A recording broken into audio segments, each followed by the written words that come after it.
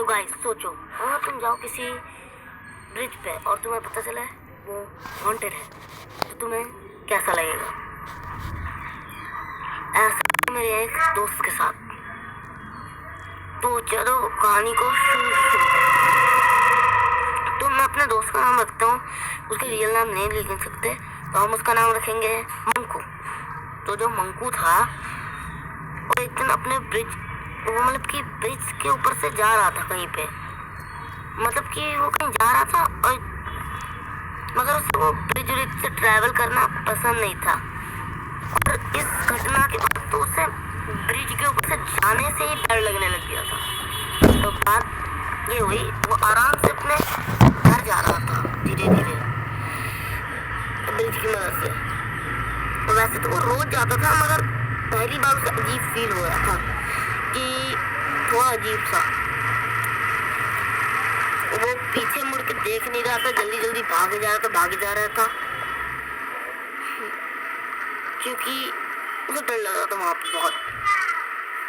धीरे धीरे उसे थोड़ा अजीब लग रहा था कि वो फिर पीछे मुड़ के एक बार देखता है कोई अजीब सा खड़ा है, वो भी ब्लैक कपड़ों में, उसका मुंह नहीं दिख रहा। उससे देख के उसकी फट जाती है, मगर उसे वो इतना एबनॉर्मल नहीं लगता। उसे लग रहा था कि कोई है,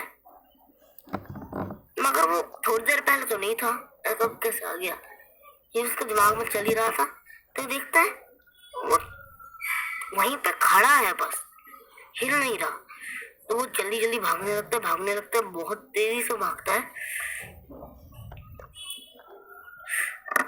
और वो घर जाने की सोच ही रहा था, मगर ब्रिज बहुत लंबा था, उसे बहुत देर लग रही थी जाने में।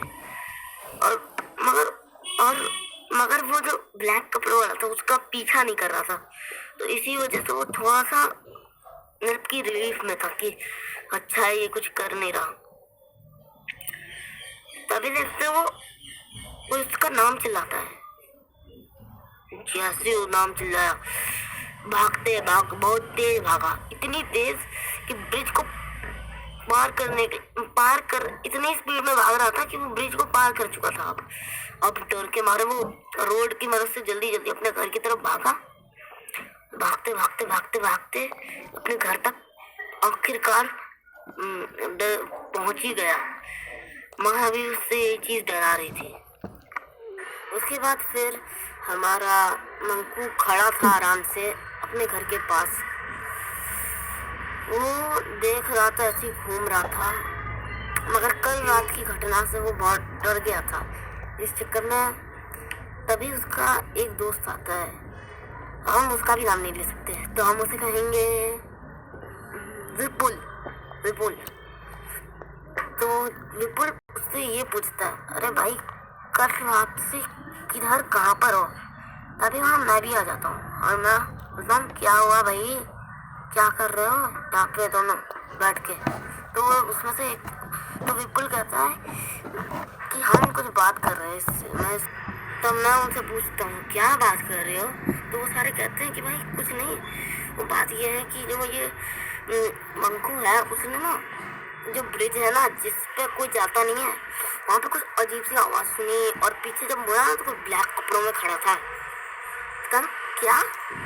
अबे भाई वहाँ पे तो जाना मना है ना, तो ये गधा गया क्यों था? तो कहते हैं कि मामा के घर से आ रहा था, रोज का आना जाना है ना, रोज जाता है ये गधा, रोज जाता है।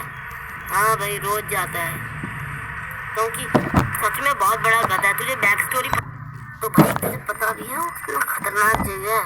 हम तो वहाँ दिन को नहीं जाते, तू रात को चला गया। वाह भाई वाह। कितने बजे आ रहा था तू वहाँ पे? वहाँ से बज रहे होंगे शायद 8 बजे। भाई मैं तो वहाँ जाऊंगा भी नहीं कभी जिंदगी में।